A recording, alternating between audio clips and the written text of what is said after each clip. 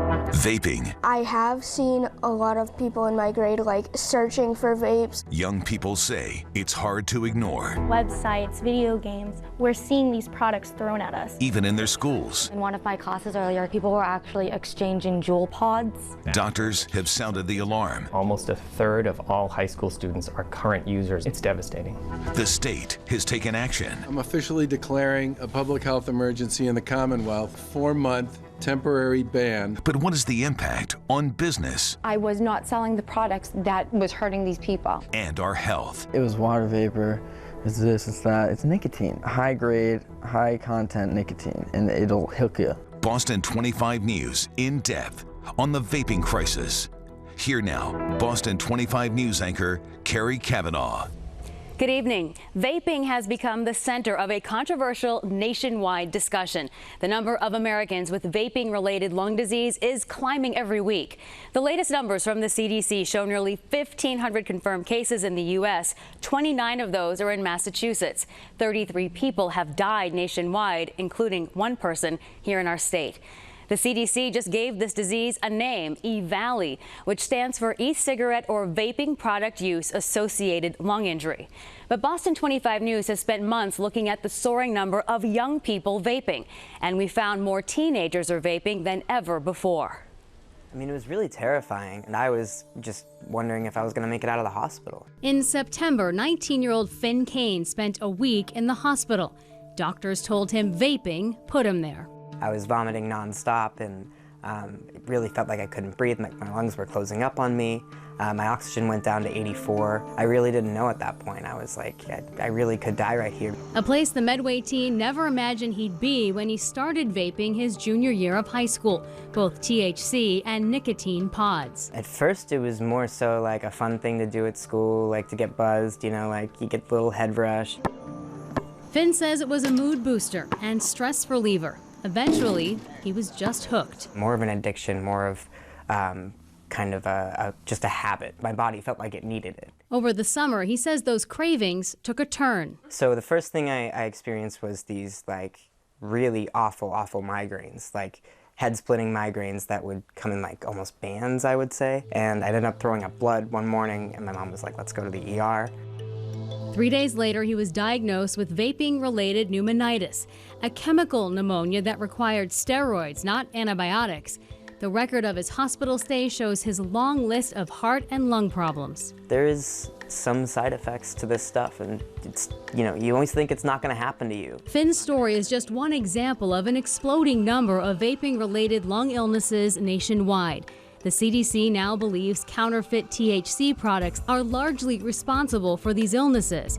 But as the CDC investigation continues, Massachusetts made an unprecedented move. E-cigarette usage is exploding, and it's clear there's a very real danger to the population. In September, Governor Charlie Baker declared a public health emergency and called for an immediate 4-month ban on the sale of all vaping products. This order to ban all sales of vaping products is approved. Everything's off my shelves, everything is gone. Small business owners scrambled to comply and watched revenues disappear. I was devastated.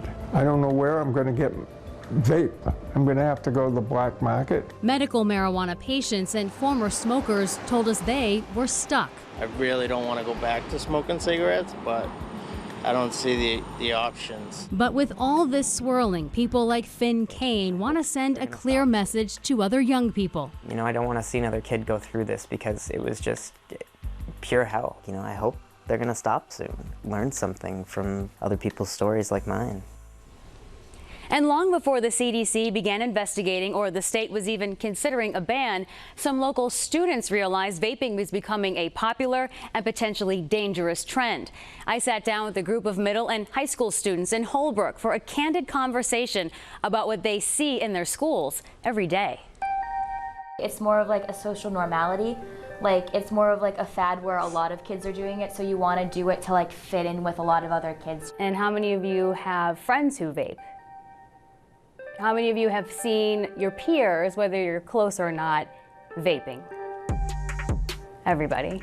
In one of my classes earlier today, people were actually exchanging Juul pods and talking about like the different flavors that they're using or the different flavors that they have or that they've bought. This happened today? Yes. At school? Yes. I have seen a lot of people in my grade like searching for vapes, like going on vape websites, looking up the flavors, and it's kind of scary to think that they're trying to get addicted at my age. Yeah, I do know kids that like have bragged about how like for Christmas they got like a vape in like 7th grade. I think that it's kind of seen as doing something cool or like being hip with what everyone's doing. Is it a tough thing to not be a part of? When our friends are doing it and telling us how great it is or how great it tastes or how it makes them feel, it calms them down, it's hard to just resist. But these Holbrook middle and high school students are taking a public stand against vaping. They're part of the 84, a statewide student movement to educate parents and peers about smoking and vaping. But they admit it's not always easy. Are you in the minority or the majority?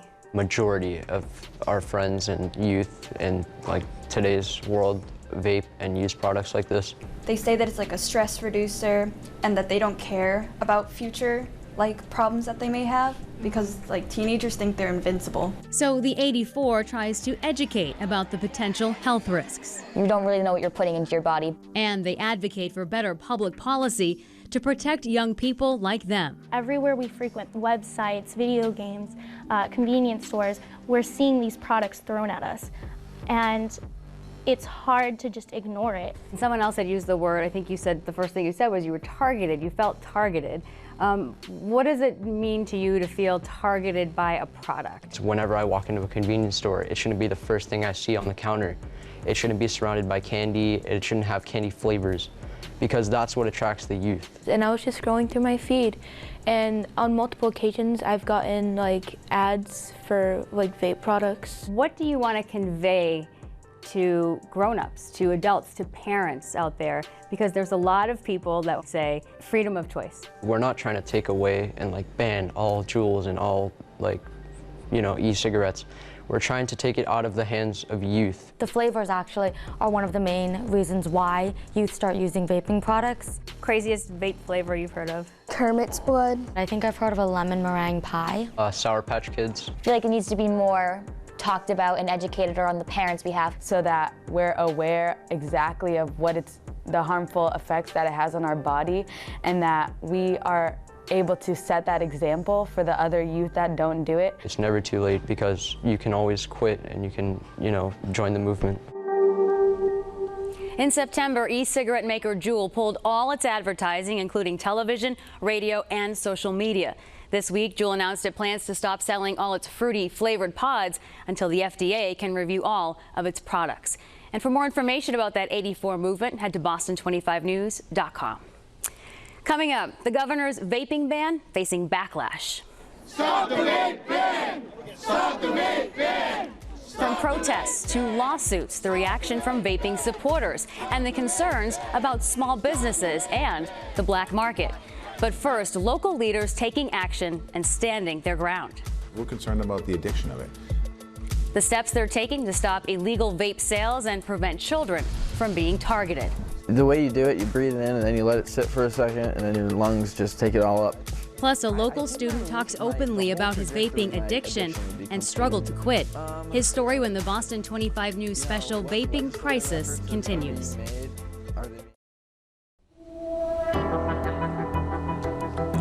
Welcome back to this Boston 25 News in-depth special Vaping Crisis. As we focus on how vaping affects young people, we wanted to know more about how teens are getting hooked. I sat down with a local student to talk about what it was like for him when he tried to quit.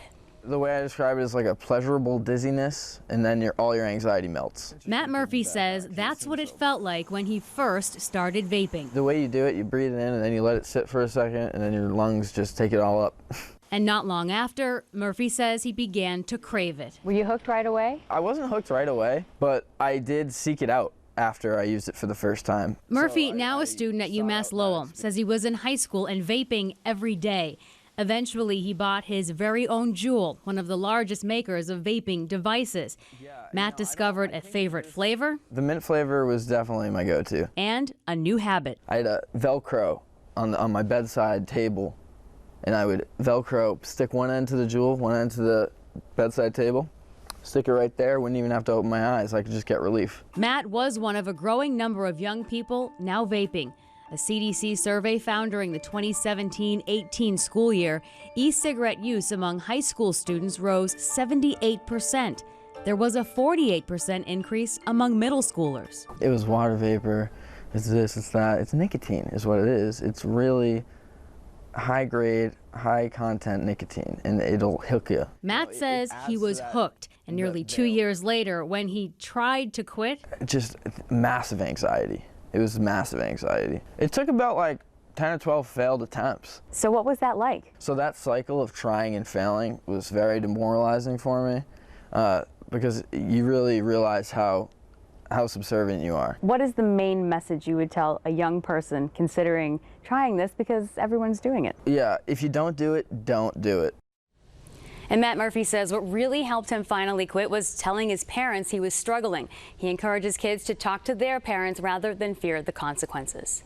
So many medical experts say exposure to vaping, nicotine, and other chemicals in the pods poses a particular threat to young people. Local doctors told me they're seeing patients who are very young and very sick.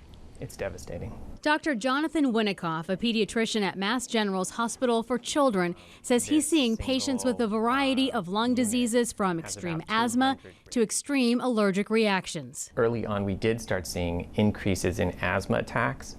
And I've had patients now who have restrictive lung disease. That's like swelling inside the lung, and then your body can't get in the oxygen it needs for its vital tissues. Really awful, awful migraines, like head-splitting migraines that would come in like almost bands, I would say. Earlier in the show, we told you about Finn Kane, the Medway teenager hospitalized for a week with vaping-related pneumonia. I was vomiting nonstop, and it really felt like I couldn't breathe, like my lungs were closing up on me. Winnikoff says these are the symptoms he's seeing in his patients, and now he's seeing a clear connection between them and vaping. We weren't asking the right questions, so we weren't seeing the scope of the epidemic. We're seeing kids that are reporting extensive vaping from as early as the 5th grade who are now in middle and high school. Dr. Eleanor Muse is a pediatric pulmonary fellow at Boston Children's Hospital. So we've seen a number of severe lung-related vaping cases. Several have ended up in the pediatric intensive care unit with eosinophilic pneumonia. Doctors say regardless of what's making people sick,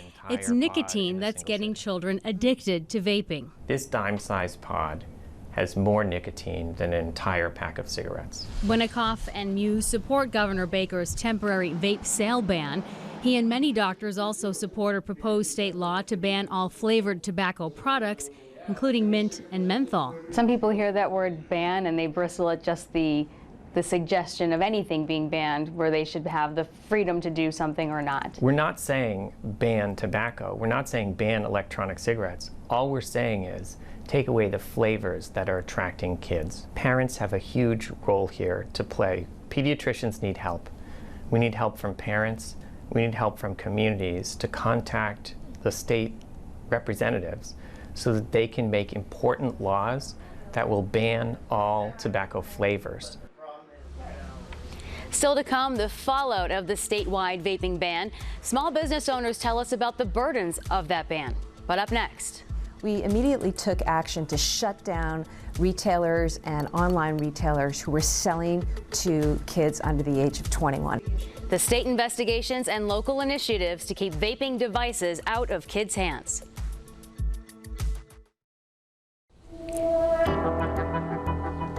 Welcome back to this Boston 25 News special, Vaping Crisis. Governor Baker's vaping sales ban was both praised and criticized. Even before the governor stepped in, though, state and local leaders were taking action of their own. And they all told me the goal is protecting kids. We as a Commonwealth need to pause sales. A pause Governor Charlie Baker said was necessary as investigations continue into the growing number of vape-related illnesses and deaths. But other state and local officials have proposed long-term solutions to keeping vapes out of kids' hands. These kids aren't smoking and then maybe going to vaping to stop smoking. They're starting with vaping. Boston Mayor Marty Walsh has asked the city's health commission to restrict all flavored tobacco products to adult-only smoke shops. Since 2015, the city has restricted access to certain vape flavors. The Boston ordinance, it's been on the books for years. but you changed it to add 2 additional flavors, the mint and menthol. Why? That was the draw to vaping in a lot of cases for young people. There's over 8,000 flavors, and so the kids are just naturally attracted to banana, strawberry, and watermelon and cotton candy. State Senator John Keenan and State Rep Danielle Gregoire told me that's why they're pushing for a statewide ban of all flavored tobacco products. For every adult that picks up an e-cigarette device, 6 youth, so people under the age of 18, are out there in the Commonwealth of Massachusetts today getting their hands on those devices. This legislation would ban it, whether it's sold online, retail, no matter how it was sold, it would be banned across the board. We see young people who are vaping who never would have picked up a cigarette, but they're picking up e-cigarettes and they're vaping because they, and sometimes their parents, think it's totally harmless. Massachusetts Attorney General Maura Healey has investigated vape companies and believes some are directly targeting kids through their marketing. What were some of the practices that you found? They create a whole social media platform. They use cartoon characters, figures from pop culture. They actually use flavors that are really styled in a way to be attractive to young people. Cotton candy, bubble gum. Healey says companies would advertise across Snapchat and Instagram, even a homework app. E-cigarette maker Kilo placed an ad right alongside a local student's homework assignments. Kilo's among the companies Healey has shut down in the state. Her office sued Eon Smoke, and it's been investigating Juul for more than a year. The reality is that this is really dangerous for young people. And I checked with the Attorney General's office about their investigation into Juul. It has not taken any legal action as of yet. In a statement to Boston 25 News, Juul said, quote, "We never designed our marketing to appeal to youth, and we are focusing on taking aggressive actions to reduce youth usage of our products." Coming up,